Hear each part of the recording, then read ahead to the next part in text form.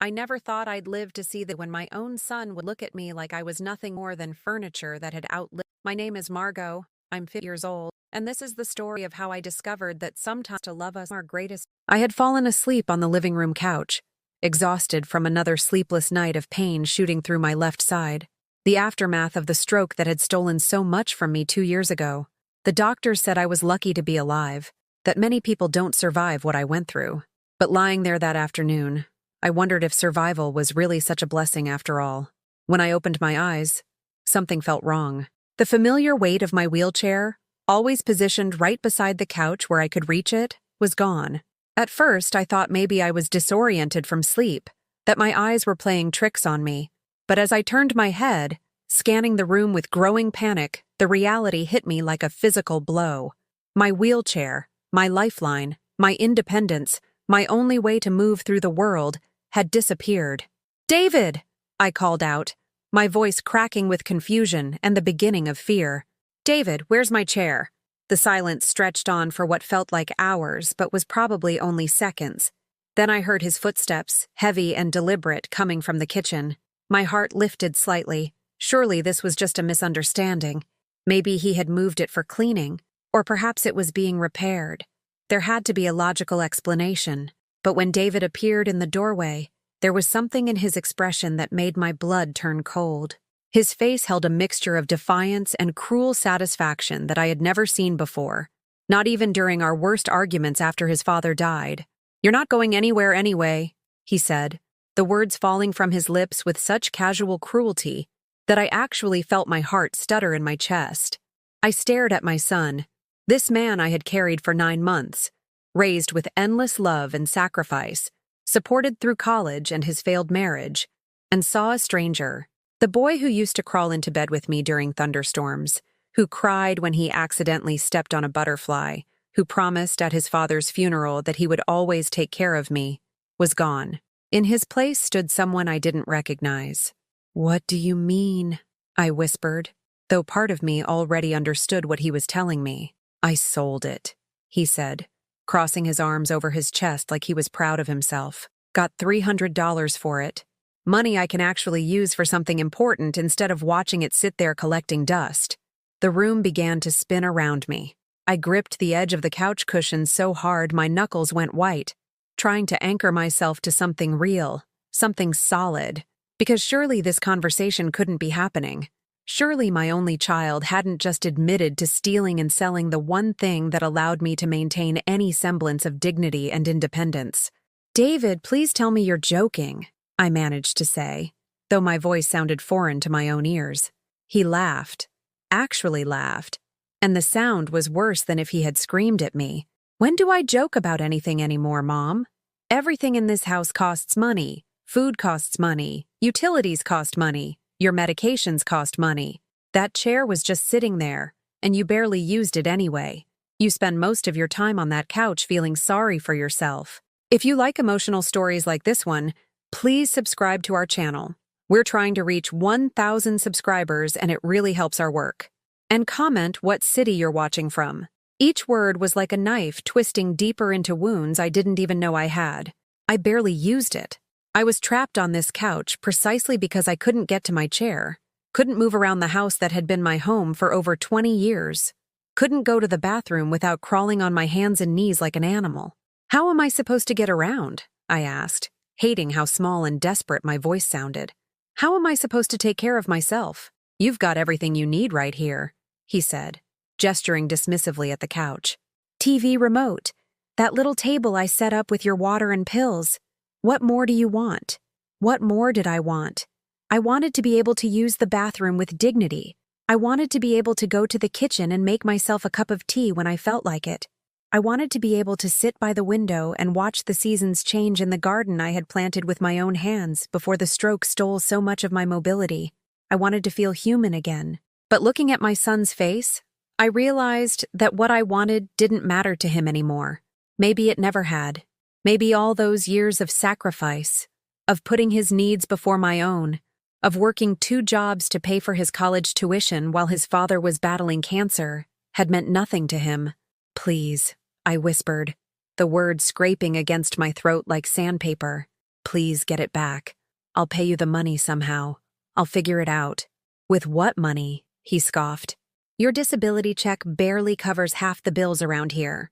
And before you start crying about how unfair everything is, remember that I could have put you in a home after the stroke. I chose to take care of you instead." Take care of me. Is that what this was? As David walked away, his footsteps echoing through the house that suddenly felt more like a prison than a home, I lay there on that couch and felt something die inside me. Not hope, exactly, because hope implies that you had expectations to begin with. What died was smaller, but somehow more important. The last tiny flame of faith I had in the goodness of the person I loved most in the world.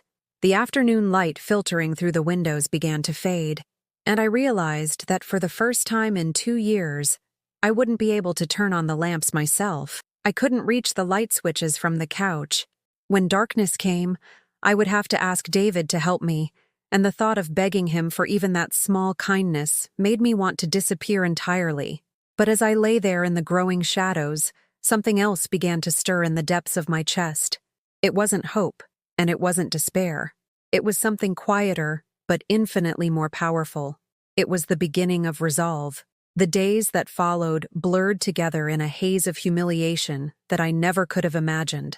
Without my wheelchair, I became a prisoner in my own home, dependent on David for everything, and he made sure I felt the weight of that dependence with every interaction. "Mom, I'm going to work," he would announce each morning, not bothering to check if I had everything I needed within reach. Sometimes he would leave my breakfast on the kitchen counter, knowing full well I couldn't get to it. When I called out to remind him, his response was always the same: "You should have thought of that before I left."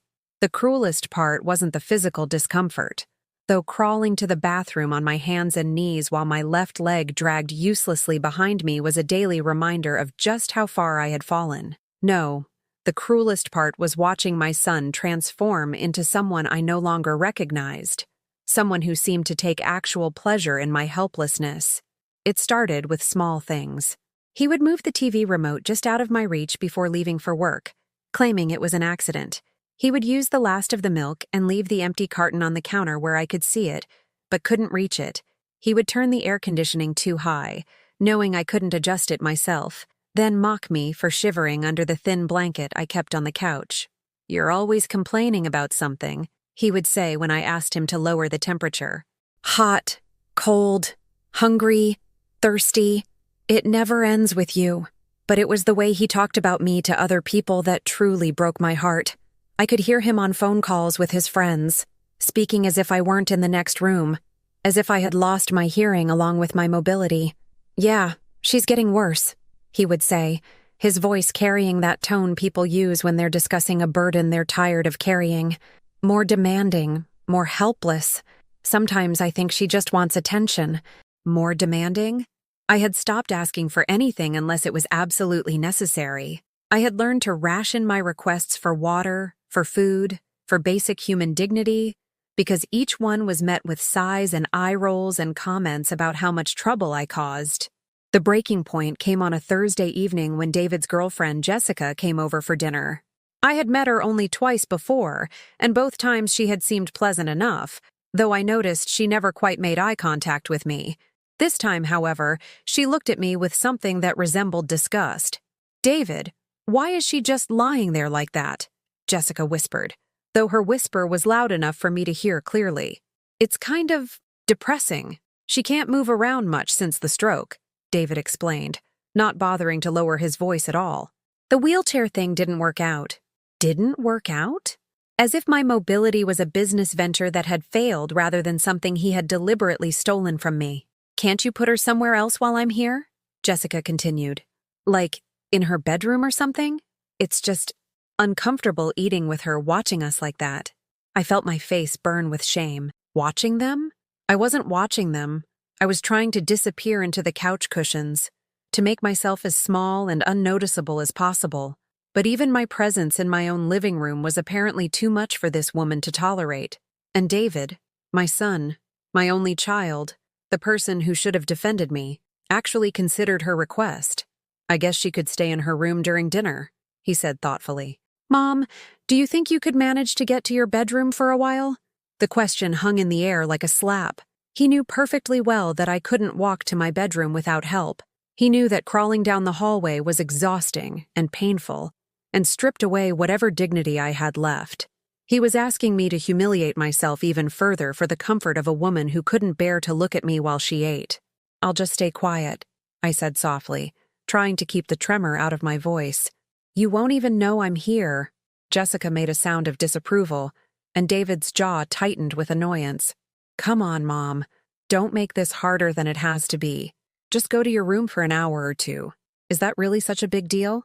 An hour or two." He was asking me to exile myself from my own living room, to crawl down a hallway and lie alone in my bedroom, while they enjoyed a meal in the home I had worked so hard to provide for him when he was growing up. "I can't get there by myself, David," I said, hating how pathetic I sounded. "You know I can't." "Fine," he snapped, stomping over to where I lay. "But this is ridiculous. You're making everyone uncomfortable." He grabbed my arm, not gently, not with the care you would show someone who had suffered a stroke, and hauled me upright. I cried out as pain shot through my shoulder, but he ignored it, half dragging, half carrying me down the hallway while I struggled to keep my feet under me. "There," he said, depositing me roughly on my bed. "Try to keep it down, okay? We don't need the neighbors thinking something terrible is happening over here." The neighbors. As if my pain was just noise pollution, something that might inconvenience people who had nothing to do with our family's private hell. He closed the bedroom door behind him, and I heard the click of the lock. He had locked me in my own bedroom, in my own house, like I was a misbehaving child who needed to be contained. Through the thin walls, I could hear them talking and laughing, the clink of silverware against plates, the sound of people enjoying themselves while I lay in the dark, wondering how my life had become this small, this constrained, this utterly without joy. But it was what I heard next that finally shattered whatever remained of my faith in the boy I had raised. "She's gotten so pathetic since the stroke," David was saying, his voice carrying easily through the wall. "I mean, I know it's sad and everything, but she just lies there all day feeling sorry for herself. At least before, she tried to do things for herself. Maybe she'd be happier somewhere else," Jessica suggested. "Somewhere with other people like her. You know, professionals who know how to deal with this kind of thing." "I've thought about it," David replied. "But the good places are expensive, and the cheap ones, well, you get what you pay for. It's easier to just keep her here for now. Easier. Not because he loved me, not because he felt any obligation to the woman who had sacrificed everything for his well-being, but because it was easier than finding an alternative." I pulled my pillow over my head and tried to muffle the sound of my own sobbing, afraid that even my grief might inconvenience them. But underneath the tears, underneath the crushing weight of abandonment and betrayal, something else was beginning to take shape, something that felt suspiciously like anger. The worst part about becoming invisible is that you start believing you deserve it. After weeks of being treated like a burden, like a piece of broken furniture that should be grateful for not being thrown away, I began to wonder if maybe David was right. Maybe I was pathetic. Maybe I was just feeling sorry for myself. But then I would remember the woman I used to be, the woman who worked double shifts at the diner to pay for David's school clothes, who sat up all night when he had pneumonia at age 7, who sold my wedding ring to help him with his college tuition. And I knew that woman deserved better than this. I started trying harder, hoping that if I could prove I wasn't completely useless, maybe David would remember that I was still his mother. When he left for work each morning, I would drag myself to the kitchen counter and try to prepare something for his dinner. It took me over an hour to make a simple sandwich, pulling myself up on cabinets, resting when the pain became too much. But I thought maybe he would appreciate the effort. "What's this supposed to be?" he asked the first time he found the sandwich waiting for him, examining it like it might be contaminated. "I made you dinner," I said, proud that I had managed even this small gesture. "Ham and cheese, just like you used to like when you were little." He poked at the bread with one finger. "It's all squished, and the mayo is uneven. Mom, this looks like a kid made it." My face burned with embarrassment. "I'm sorry. It's hard to reach everything from down here, but it tastes fine. I'll just order pizza," he said, tossing the sandwich in the garbage without even trying it. At least then I know it'll be edible. Each rejection stung. but I kept trying. I attempted to fold his laundry from the couch, reaching for clothes from the basket he would place just barely within my range. My folding was uneven, my stacks wobbly, but I thought surely effort counted for something. "Mom, you're making more work for me," he complained, refueling everything I had struggled to organize. "Just leave it alone. I'll do it when I have time." I tried to dust the coffee table, stretching painfully to reach every surface. I tried to sort his mail, organizing bills and advertisements into neat piles. I tried to water the plants by the window, dragging myself across the floor with a glass of water that slopped onto the carpet with each movement. Every attempt was met with criticism, with sighs of exasperation, with the clear message that my efforts were not just inadequate but actually burdensome. "You're making a mess," David would say, watching me struggle. "You're going to hurt yourself. You're getting in the way. Just stop." But stopping felt like giving up entirely, like admitting that I had nothing left to offer the world. So I kept trying, even as each failure chipped away at what remained of my self-worth. The day that broke me completely started like any other. David had left for work without checking if I needed anything, and I had spent the morning rationing the small amount of water in the glass beside my couch, afraid to drink too much, because I knew the journey to the bathroom would be agony. Around noon, I heard voices in the front yard and managed to pull myself up enough to peer through the window. Mrs. Henderson from next door was talking to her daughter, both of them pointing at our house with expressions of concern. "It just seems so quiet over there lately," Mrs. Henderson was saying. "I used to see Margot in her garden all the time, but I haven't seen her in months." "Maybe she's just not feeling well," her daughter replied. "Didn't she have some kind of health scare a while back?" They cared. These neighbors who barely knew me were showing more concern for my well-being than my own son had in weeks. The realization hit me like a physical blow, and I found myself tapping on the window, trying to get their attention. Mrs. Henderson looked up and saw me pressed against the glass. Her face broke into a smile, and she waved enthusiastically. "Margot," she called out. "How are you, dear? We've been worried about you." I tried to open the window to respond, but the latch was too high for me to reach from my position on the couch. I gestured frantically, trying to communicate that I was trapped, that I needed help, but they couldn't understand what I was trying to say. "She looks like she's trying to tell us something," Mrs. Henderson's daughter observed. "Maybe she wants us to come to the door," Mrs. Henderson suggested. I nodded eagerly, pointing toward the front of the house. If they came to the door, maybe I could crawl to meet them. Maybe I could explain what was happening to me. But as I watched them walk toward the front door, panic set in. How long would it take me to drag myself from the living room to the entryway? What if they gave up and left before I could get there? What if David came home and found me talking to the neighbors about our family's private business? The doorbell rang, its cheerful chime echoing through the empty house like a taunt. I rolled off the couch onto my hands and knees and began the painful journey toward the front door, my left leg dragging behind me, my arms shaking with the effort. The doorbell rang again. "Margot?" Mrs. Henderson called out. "Are you all right, dear?" "Coming," I gasped, but my voice was too weak to carry through the heavy wooden door. I was only halfway down the hallway, my progress painfully slow, sweat beading on my forehead from the exertion. The doorbell rang a third time, followed by silence. By the time I reached the front door, pulling myself upright just enough to turn the handle, they were gone. I could see them walking back to their own house, shaking their heads with disappointment and concern. I had missed my chance. The first people in weeks to show genuine interest in my well-being, and I hadn't been able to reach them in time. I collapsed against the door, sobbing with frustration and despair. Even when people wanted to help me, my own body betrayed me, making it impossible to accept the kindness that others tried to offer. When David came home that evening, he found me still crumpled by the front door. "What are you doing down there?" he asked, stepping over me like I was an obstacle in his path. "The neighbors came by," I said weakly. Mrs. Henderson was worried about me.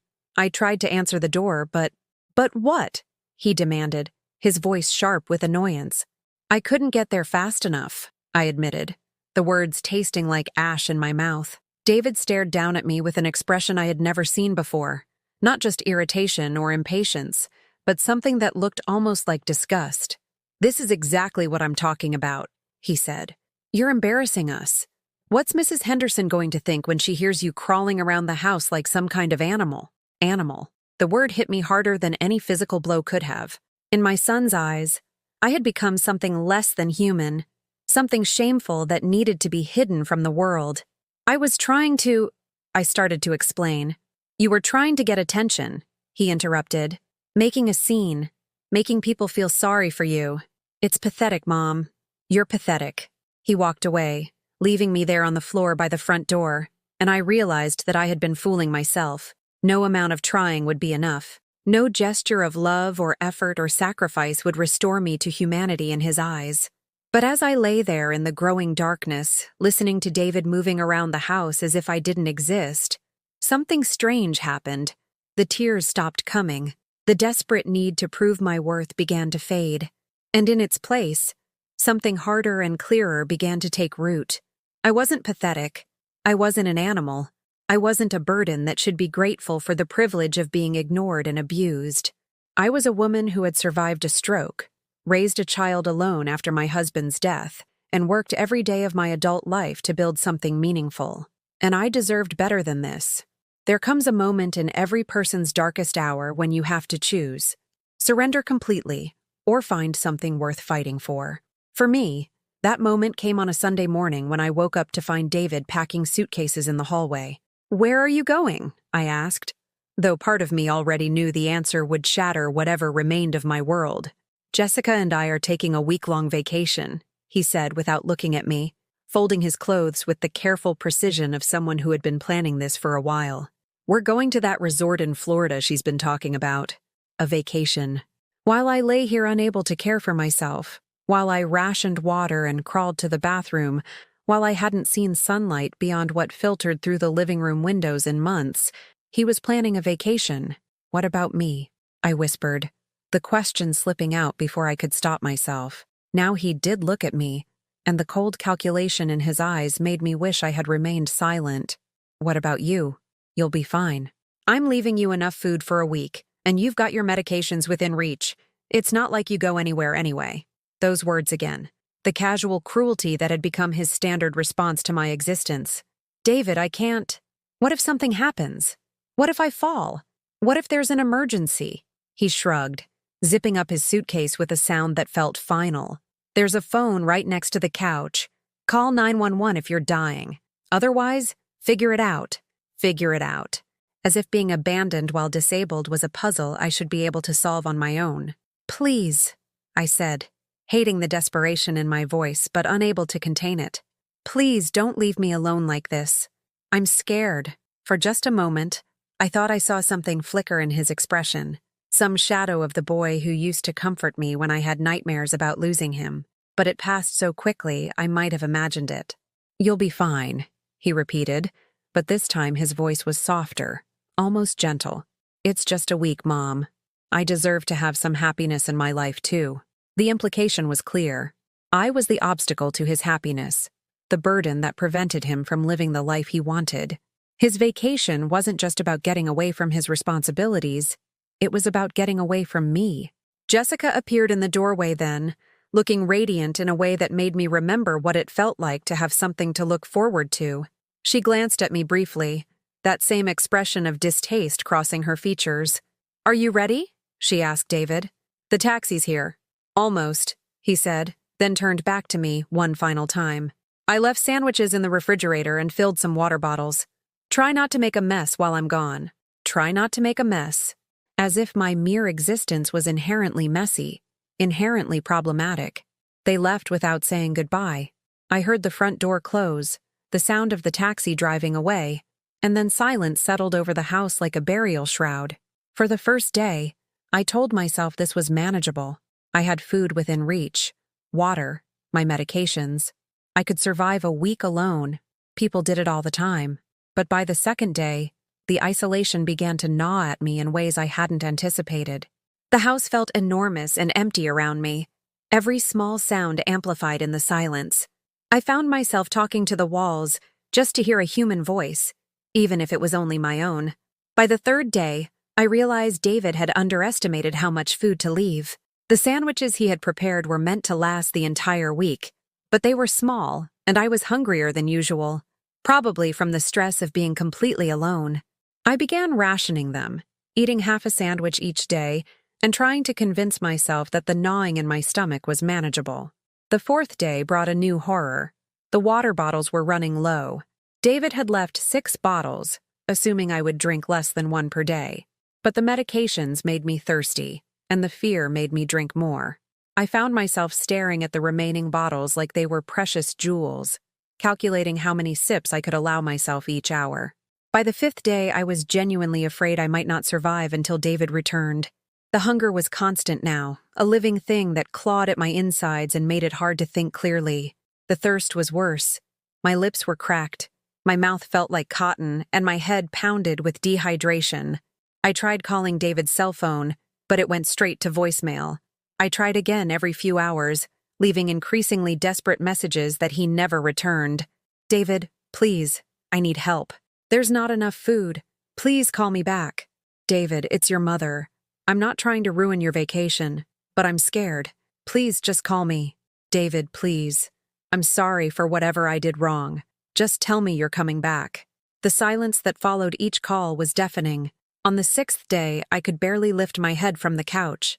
The room spun when I tried to sit up, and my hands shook so badly I could barely dial the phone. I had 1 sip of water left and no food at all. I stared at the phone, knowing I should call for help, knowing that emergency services would come if I asked. But the shame held me back. How could I explain that my own son had abandoned me like this? How could I admit that I had allowed myself to become so helpless, so dependent on someone who clearly didn't care if I lived or died? The neighbors would find out. Mrs. Henderson would know that I was the kind of mother who raised a son capable of such cruelty. The paramedics would see the state I was in and make judgments about the kind of person who ended up like this. So I lay there in the gathering darkness of the 6th evening, watching shadows move across the ceiling and wondering if this was how my story would end. Not with dignity or peace, but with slow starvation in the house I had worked so hard to provide for the child who no longer saw me as human. But as the night deepened and my breathing grew shallow, something unexpected happened. Instead of the fear I had been living with for days, I felt a strange sort of clarity descend over me. This wasn't my fault. I hadn't caused the stroke that changed my life. I hadn't chosen to become disabled. I hadn't done anything to deserve the treatment I was receiving from my own son. For months, I had internalized his cruelty, accepting his narrative that I was a burden, a problem, something to be ashamed of. But lying there in the darkness, closer to death than I had been since the stroke itself, I finally saw the truth. I was a mother who had loved her child unconditionally. I was a woman who had survived tremendous loss and pain. I was a person who deserved to be treated with basic human dignity. And if David returned from his vacation to find me dead on this couch, it would not be because I was weak or pathetic or deserving of abandonment. It would be because he had chosen cruelty over compassion, convenience over love. The knowledge settled into my bones like warmth returning to frozen limbs. I was not the problem here. I had never been the problem. I reached for the phone with trembling fingers and dialed 911. 911, what's your emergency? This is Margot Stevens, I said, my voice stronger than it had been in weeks. I need help, and when the paramedics get here, please ask them to call Adult Protective Services. Ma'am, can you tell me what kind of help you need? I looked around the empty house, at the evidence of my son's calculated abandonment, and felt something I hadn't experienced in months. I felt angry, but it wasn't the helpless rage of someone who had given up. It was the focused fury of someone who had finally decided to fight back. I need help, I repeated, because I've been neglected and abandoned by someone who was supposed to take care of me. And I'm done pretending that's acceptable. For the first time in weeks, I wasn't apologizing for my existence. I was demanding better. And somehow, that felt like the beginning of everything. The paramedics arrived within 12 minutes of my call, but those 12 minutes felt like a lifetime of transformation. As I lay there waiting, listening for the sound of sirens in the distance, I wasn't the same woman who had been cowering on this couch for months. Something fundamental had shifted inside me, like tectonic plates moving deep beneath the Earth's surface. When EMT Maria Rodriguez knelt beside my couch, her kind eyes taking in my dehydrated state and the evidence of neglect around me. I didn't feel shame. I felt ready. "Mrs. Stevens, I'm Maria. Can you tell me how long you've been without adequate food and water?" 6 days, I said clearly. My son left for vacation and didn't leave enough supplies. But this isn't really about the vacation. This has been going on for much longer. Something in my tone must have caught her attention, because she exchanged a meaningful look with her partner before continuing her assessment. "Mrs. Stevens, you mentioned Adult Protective Services when you called. Can you tell me more about that?" For the first time in months, I wasn't afraid to tell the truth. My son sold my wheelchair while I was sleeping. He's been treating me like a burden, denying me basic care, leaving me unable to move around my own home. I think I've been abused. The word hung in the air between us. Abused. I had never said it out loud before, never allowed myself to name what had been happening to me, but saying it felt like breaking chains I hadn't even realized were binding me. "Ma'am, we're going to take you to the hospital to get you checked out," Maria said gently. "And yes, I'll make sure APS is contacted. You did the right thing by calling." As they lifted me onto the stretcher, I caught a glimpse of myself in the hallway mirror. Hollow cheeks, matted hair, eyes that had seen too much suffering. But beneath the physical deterioration, I saw something else. I saw a woman who had finally remembered her own worth. The emergency room became my sanctuary. Clean sheets, attentive nurses, regular meals, and people who treated me like a human being deserving of care and respect. But more than that, it became the place where I began to plan. Dr. Patricia Williams, the attending physician, was a woman about my age with silver hair and laugh lines around her eyes. When she examined me, she didn't just look at my physical condition, she saw me. "Mrs. Stevens, your dehydration and malnutrition are serious, but they're treatable," she said, pulling up a chair beside my bed, rather than towering over me like so many medical professionals did. "What concerns me more is the pattern I'm seeing here. This didn't happen overnight." I told her everything. The wheelchair theft, the daily humiliations, the isolation, the way David had trained me to believe I deserved nothing better. Dr. Williams listened without judgment, occasionally taking notes, her expression growing more grave with each detail I shared. "You've been through a traumatic experience," she said when I finished. "What you're describing is elder abuse, and it's not your fault. But I want you to know that you have options now. Options. When had I last had options?"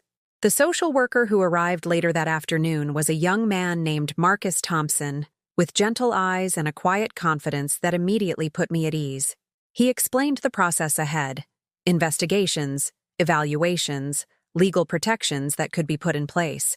"The most important thing," Marcus said, "is that you get to decide what happens next. You're not powerless in this situation, Mrs. Stevens.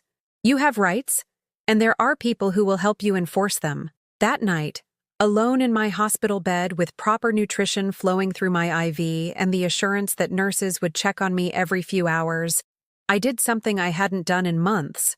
I made plans. Not the desperate, futile attempts at proving my worth that had defined my recent life, but real plans. Strategic thinking about what I wanted my future to look like and how I could make it happen. I remembered the woman I had been before the stroke, resourceful, determined, capable of solving problems and taking care of herself. That woman was still inside me, just buried under months of systematic psychological abuse designed to make me forget my own strength. But I was remembering now. The next morning, I asked Marcus to bring me a notebook and pen. When he raised an eyebrow at the request, I smiled, the first genuine smile I had felt in longer than I could remember. "I want to write down everything that happened," I explained. "Dates, incidents, conversations, all of it. If I'm going to do this, I'm going to do it right." As I began to write, the patterns became clear. David's abuse hadn't been random or emotional. It had been calculated. The timing of when he sold my wheelchair, the way he isolated me from potential sources of help, the systematic erosion of my self-worth. He had been methodically dismantling my independence and dignity, perhaps planning to institutionalize me once I became compliant enough. But he had made one crucial mistake. He had underestimated who I really was. Over the next few days, While I recovered my physical strength, a parade of helpful professionals visited my room. An occupational therapist who assessed what mobility aids I would need, a patient advocate who explained my rights and options for long-term care, a lawyer from legal aid who discussed the possibility of financial abuse charges. Each conversation revealed new possibilities I hadn't known existed. I learned about independent living facilities that catered to people with disabilities, about social services that could provide in-home support, about legal protections that could prevent David from accessing my finances or making decisions about my care. Most importantly, I learned that being disabled didn't mean being powerless. It didn't mean accepting whatever treatment others chose to give me. It didn't mean being grateful for crumbs of basic human decency. On my 4th day in the hospital, Dr. Williams brought news that made my heart race with anticipation rather than fear. "We've found you a spot in Sunrise Gardens," she said, her smile reflecting my own excitement. "It's an assisted living community specifically designed for people recovering from strokes and other health challenges.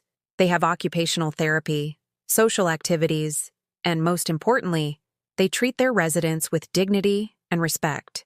"When can I go?" I asked immediately. "Tomorrow, if you'd like. But Mrs. Stevens, I want you to understand, this isn't just about getting you somewhere safe. This is about giving you back your life. You'll have your own apartment, your own schedule, your own choices about how you spend your time. My own choices." When had I last made a real choice about my own life? That evening, as I sat in my hospital bed making lists of things I wanted to do once I was settled in my new home, my phone rang. David's name appeared on the screen, and for just a moment, my old instincts kicked in. The trained response to apologize, to minimize, to make myself smaller so he could be more comfortable. But then I looked at the notebook beside me, filled with documented evidence of his systematic cruelty. I thought about the people who had rallied around me, professionals who saw value in my life and my recovery. I remembered the strength I had rediscovered in myself. I let the phone ring. When it stopped, I turned it off completely and set it aside. David's time to control my responses, to manipulate my emotions, to make me dance to his whims was over. I had found something he couldn't touch, something he couldn't steal or sell or diminish with his words, my own sense of worth, and tomorrow, I would begin the process of building a life that reflected that worth. For the first time in months, I slept deeply and peacefully, dreaming not of the past, but of the future I was finally free to create. It wasn't hope anymore, it was certainty, and that felt like power. The morning I moved into Sunrise Gardens, I felt like I was being reborn. My new apartment was small but beautifully arranged, with a hospital bed that could be adjusted for comfort, a wheelchair that actually fit my body properly, and most importantly, a door that locked from the inside, a door that only I controlled. "This is your space, Mrs. Stevens," said Linda Chen, the residence coordinator, as she showed me around. "No one enters without your permission. No one makes decisions about your care without consulting you first. You are in charge of your own life here." In charge of my own life. The words felt foreign and wonderful, like learning a language I had once been fluent in, but had forgotten how to speak. The first thing I did was sit by my window and look out at the garden where other residents moved freely, some in wheelchairs, some with walkers, all of them maintaining their dignity and independence despite whatever challenges had brought them here. For the first time in months, I wasn't the only person struggling with mobility. I wasn't an aberration or a burden. I was simply one person among many, each of us adapting to our circumstances in our own way. But even as I began to settle into my new routine, physical therapy sessions that actually strengthened me rather than making me feel inadequate, meals eaten at tables with people who enjoyed conversation rather than treating my presence as an inconvenience, I knew this peaceful interlude was temporary.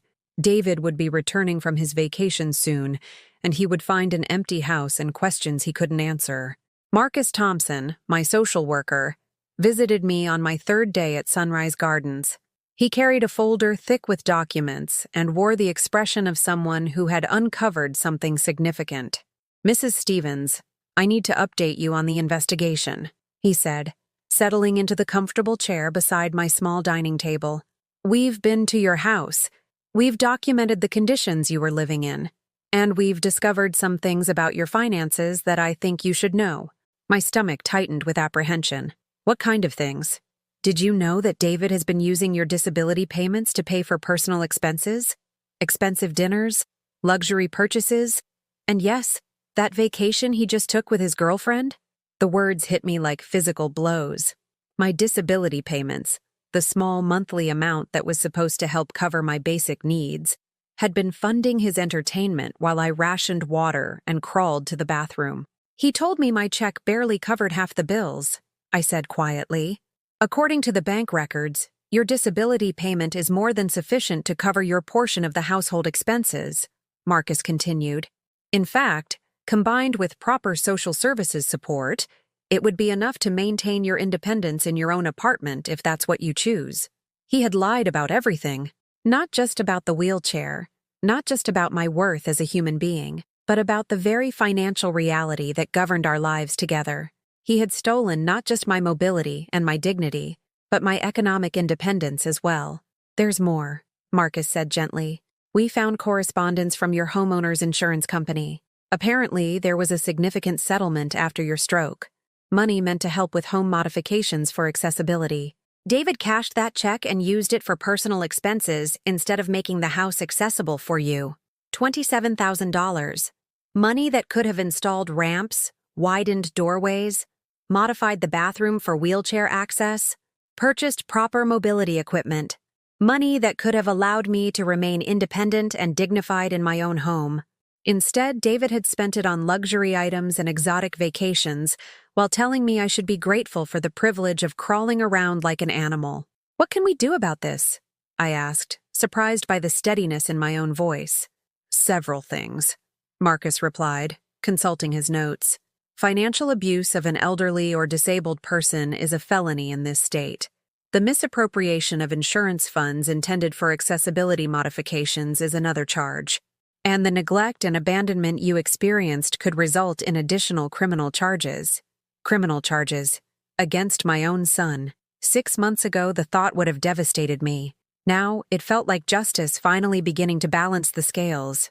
But, Marcus continued, the decision about whether to pursue charges is ultimately yours. You're the victim here, and you have the right to determine how you want to proceed. Over the next few days, while David remained blissfully unaware on his Florida beach, I made my preparations with the methodical precision of someone who had finally remembered how to think strategically. I met with the legal aid attorney, Patricia Santos, who explained the various legal options available to me. I could pursue criminal charges, civil suits for the stolen money, restraining orders to prevent future contact, or I could negotiate a settlement that would ensure my future security without the emotional trauma of a lengthy court battle. What do you want, Mrs. Stevens? Patricia asked during one of our meetings. Justice? Revenge? Financial security? Peace of mind? All of these are valid goals, but they require different approaches. What did I want? The question required me to dig deep into emotions I had been suppressing for months. I wanted David to understand the magnitude of what he had done. I wanted him to face consequences for his cruelty. But more than anything, I wanted to ensure that no one could ever treat me that way again. I want him to know that his actions have consequences, I said finally. I want my money back so I can live independently. And I want legal protections in place so he can never control my life again. Patricia nodded approvingly. Those are achievable goals. And, Mrs. Stevens? Based on the evidence we have, I think we can achieve all of them. I also met with Dr. Jennifer Walsh, a psychologist who specialized in trauma recovery. She helped me understand that the systematic erosion of my self-worth hadn't been accidental. It had been a form of psychological abuse designed to make me compliant and dependent. Abusers often isolate their victims from sources of help, Dr. Walsh explained. They convince their victims that the abuse is deserved, that no one else would treat them better, that they should be grateful for whatever treatment they receive. Does any of that sound familiar? All of it sounded familiar. Every cruel word, every calculated humiliation, every instance of David training me to apologize for existing. It had been part of a pattern designed to break my spirit and eliminate my independence. But understanding the pattern also revealed its weakness. It only worked if I believed the lies David had been telling me about my worth, and I no longer believed those lies. On the day before David was scheduled to return from vacation, I made one final preparation. I wrote a letter, not to him, but to myself, a document that captured everything I had learned about my own strength, my rights, my value as a human being. Dear Margot, I wrote in careful handwriting, you are not a burden. You are not pathetic. You are not lucky to receive whatever scraps of decency others choose to give you. You are a woman who survived loss, illness, and betrayal. You are worthy of love, respect, and dignity. You are stronger than you knew and braver than you imagined. Never forget this again. I folded the letter and placed it in my purse, next to the legal documents that would change everything, next to the evidence that would prove what had been done to me, next to the phone number for Marcus Thompson and the assurance that I was no longer alone in this fight. That evening, as I sat in my comfortable apartment surrounded by staff who treated me with kindness and residents who welcomed me as a friend, my phone rang. David's name appeared on the screen, and I could imagine his confusion and growing panic as he discovered the empty house and the official documents waiting for him. This time, I answered. "Hello, David," I said, my voice calm and steady. "Mom? Where are you? What the hell is going on? There are people here asking questions about you and—" "I'm safe," I interrupted, not allowing him to take control of the conversation as he had done for months. "I'm somewhere you can't hurt me anymore." "Hurt you? What are you talking about? I took care of you. I kept you in my house when I could have put you in some facility." "You stole from me," I said simply. "You neglected me. You abused me. And now there are going to be consequences." The silence that followed was longer than any I had endured on that couch. But this time, the silence didn't frighten me. It felt like power. The meeting took place in the community room at Sunrise Gardens, a space I had chosen deliberately. Here, surrounded by evidence of my new life and independence, David would have to confront the reality of what his actions had cost both of us. Marcus Thompson arrived first, carrying his thick case file and wearing the serious expression of someone who had seen too many families destroyed by greed and cruelty. Patricia Santos, my attorney, came next, her briefcase full of legal documents that would reshape my future. Dr. Walsh arrived last, her presence a quiet reminder that healing was possible even after the deepest betrayals. When David walked in, I almost didn't recognize him. Gone was the arrogant confidence he had worn like armor while terrorizing me in my own home. His face was pale, his eyes darting nervously around the room as if looking for escape routes. For the first time in months, he looked smaller than me. "Mom," he said, his voice carrying a false warmth that I now recognized as manipulation. "Thank God you're okay. I was so worried when I came home and found you gone. What are these people telling you?" Even now, even faced with irrefutable evidence of his crimes, he was trying to gaslight me, trying to make me doubt my own experience, my own memories, my own worth. 6 months ago, it might have worked. "Sit down, David," I said calmly, gesturing to the chair across from me. "We have a lot to discuss." Marcus opened his file and began laying out documents on the table between us. Bank statements, insurance records, photographs of the conditions I had been living in, medical reports documenting my malnutrition and dehydration. "Mr. Stevens," Marcus said in his professional, measured tone, "you're being charged with elder abuse, financial exploitation, and willful neglect of a disabled person. These are serious felonies that carry significant prison time." David's face went white. "Prison? This is insane. I was taking care of her. You sold her wheelchair without her consent," Patricia interrupted, consulting her own notes. "You used her disability payments for personal expenses, including luxury vacations. You stole $27,000 in insurance funds meant for home accessibility modifications.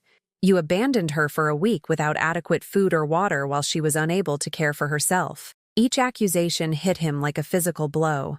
I watched my son, this person I had loved unconditionally, sacrificed for endlessly, forgiven repeatedly, realize that his actions finally had consequences he couldn't charm or manipulate his way out of. "The evidence is overwhelming," Patricia continued. "Bank records, medical documentation, witness statements from hospital staff, photographic evidence of neglect. Any jury would convict you on these charges." "Mom," David said, turning to me with desperation replacing his earlier false concern. You can't let them do this to me. I'm your son. I made some mistakes, but— Mistakes? The word exploded from me with more force than I had intended, surprising even myself. You called me an animal. You locked me in my bedroom like a misbehaving child. You stole my wheelchair and told me I wasn't going anywhere anyway. You left me to starve while you vacationed with your girlfriend. The room fell silent. For the first time since this nightmare began, I was allowing myself to feel the full weight of my rage, and it was magnificent. Those weren't mistakes, David. That was cruelty. That was calculated, systematic abuse designed to break me down until I believed I deserved nothing better. David's mouth opened and closed like a fish gasping for air. He looked around the room at the faces staring back at him, professionals who had seen the evidence, who understood exactly what he had done. I was overwhelmed, he said weakly. Taking care of someone with disabilities is hard. I didn't know what I was doing. There are resources, Dr. Walsh said quietly. Support groups, respite care services, social workers who help families navigate these challenges. You never sought help. You never even tried to learn how to provide proper care. Instead, you chose to see your mother as a burden and treated her accordingly. And the financial abuse? Marcus added, tapping the bank statements. Using her disability payments for personal expenses? Stealing her insurance settlement? That wasn't overwhelm. That was theft. I watched David realize that his usual tactics weren't working. The charm, the manipulation, the attempts to make me feel guilty for holding him accountable.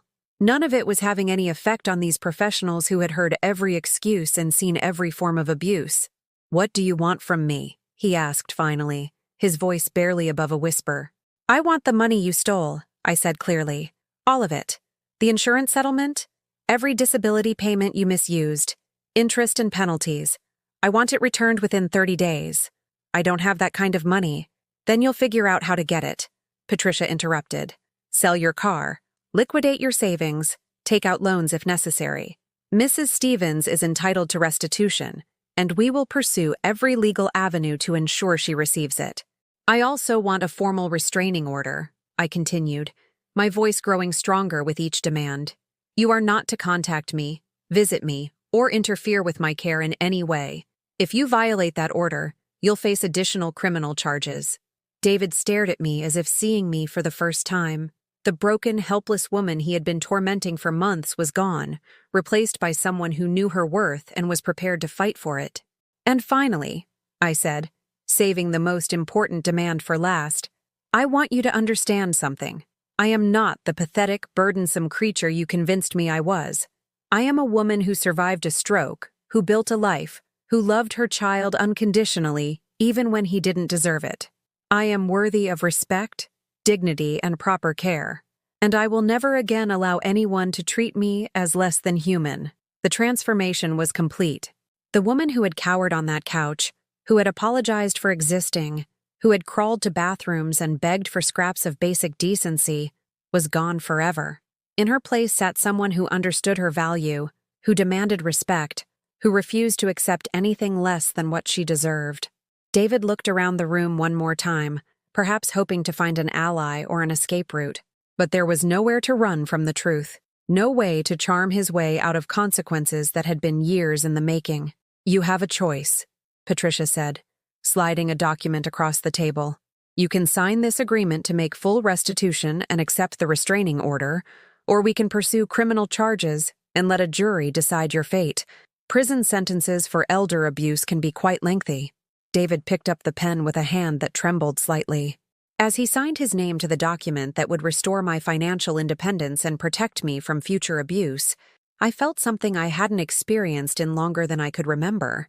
I felt victorious. Not because I had destroyed my son, though he had certainly destroyed himself with his choices, but because I had reclaimed my power, my dignity, my right to be treated as a human being worthy of love and respect. When David left that day, walking out of the community room with his shoulders slumped in defeat, I knew I would probably never see him again. The son I had loved was gone, replaced by someone whose cruelty had finally caught up with him, but I was still here, stronger than before, clearer about my worth, surrounded by people who valued my life and supported my independence. For the first time in months, the future looked bright. 6 months later, I sat in my own apartment. Not the one at Sunrise Gardens, though I'll always be grateful for the sanctuary it provided, but my own independent living space that I had chosen, decorated, and filled with the sounds of my own laughter. The restitution money David was forced to pay had given me options I never dreamed possible. A beautiful, accessible apartment with wide doorways, a roll-in shower, and windows that looked out onto a community garden where I had planted tomatoes and marigolds with my own hands, a top-of-the-line wheelchair that moved like an extension of my own body. Most importantly, the financial security to make choices based on what I wanted rather than what I could barely afford. But the money wasn't the real victory. The real victory was sitting across from me at my kitchen table, sharing coffee and homemade cookies with Mrs. Henderson, my former neighbor who had driven across town to visit me every week since I moved. "I'm so proud of you, Margot," she said, reaching across to squeeze my hand. "When I think about how you were living before, and look at you now, you're absolutely glowing." I was glowing. For the first time in years, I felt fully alive, fully human, fully worthy of the space I occupied in the world. The legal proceedings had concluded exactly as Patricia Santos had predicted. Faced with overwhelming evidence and the prospect of years in prison, David had complied with every demand. The financial restitution, the restraining order, even a formal apology that was required by the settlement agreement, though by then, his words meant nothing to me. I had learned that forgiveness didn't require reconciliation, that I could release my anger without opening myself up to further abuse, that protecting myself from someone didn't make me heartless or cruel. Dr. Walsh had helped me understand this during our continued therapy sessions. "Boundaries aren't walls built to keep love out," she had explained. "They're gates that allow you to control who enters your emotional space and how they're permitted to treat you." My gate was firmly closed to David, but wide open to the relationships that nourished my spirit.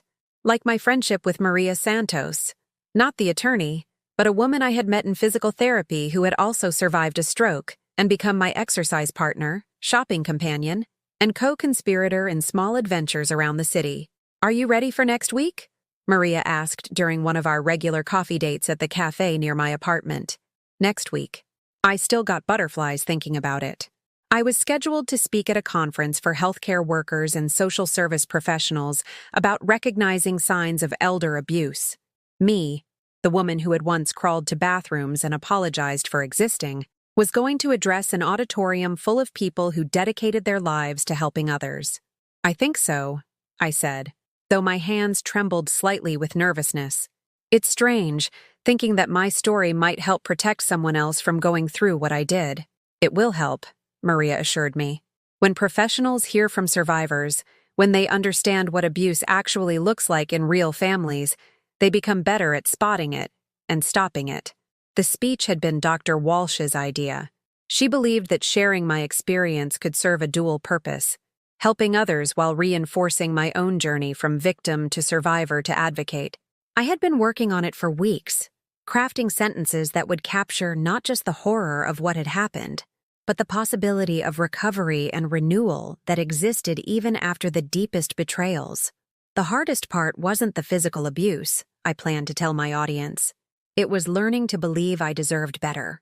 When someone systematically convinces you that you're worthless, that you should be grateful for whatever scraps of decency they throw your way, reclaiming your sense of self-worth becomes the most radical act of rebellion. But my new purpose went beyond speaking engagements. I had also begun volunteering with Adult Protective Services, visiting elderly clients who were experiencing isolation or potential abuse. My wheelchair wasn't a symbol of limitation anymore. It was a badge of credibility, proof that I understood their struggles from the inside. Last week, I had sat with Eleanor Martinez, an 84-year-old woman whose daughter had been helping manage her finances by gradually emptying her bank accounts. Eleanor's story was different from mine, but the shame was identical. The fear of speaking up was the same. The belief that she somehow deserved her treatment was heartbreakingly familiar. "I raised her," Eleanor had whispered, tears streaming down her weathered cheeks. "I sacrificed everything for that girl. How can I turn her in to the authorities?" Because she's counting on your love to protect her from consequences, I had replied, holding Eleanor's shaking hands in my own. And because you deserve better than this. We both do. 2 days later, Eleanor had called Marcus Thompson and requested an investigation. The cycle of abuse that had nearly destroyed both our spirits was finally being broken. That evening, as I sat in my comfortable chair by the window watching the sunset paint my apartment in shades of gold and rose, I reflected on the journey that had brought me here. The couch where I had almost died seemed like something from another lifetime, something that had happened to a different person entirely. But I carried that woman with me, not her pain, but her strength, not her desperation, but her resilience, not her shame, but her courage to finally demand better. My phone rang, displaying Marcus Thompson's name. I answered with a smile, as I always did when he called. "Mrs. Stevens, I have some news about David," he said, his voice carrying a mixture of satisfaction and sadness. I braced myself, though I realized I no longer feared whatever David might be doing or planning. The restraining order and my own emotional healing had freed me from the need to worry about his reactions to my happiness. "He's been arrested," Marcus continued. "Financial fraud charges related to another elderly victim. Apparently, your case gave other people the courage to come forward." The news didn't bring me joy, exactly, but it did bring a sense of completion. David's cruelty hadn't been limited to me. I had simply been his most convenient victim. Now, finally, there would be real consequences for a pattern of abuse that might have continued indefinitely. "How do you feel about this?" Marcus asked. I considered the question carefully. How did I feel? "I feel sad for the boy he used to be," I said finally.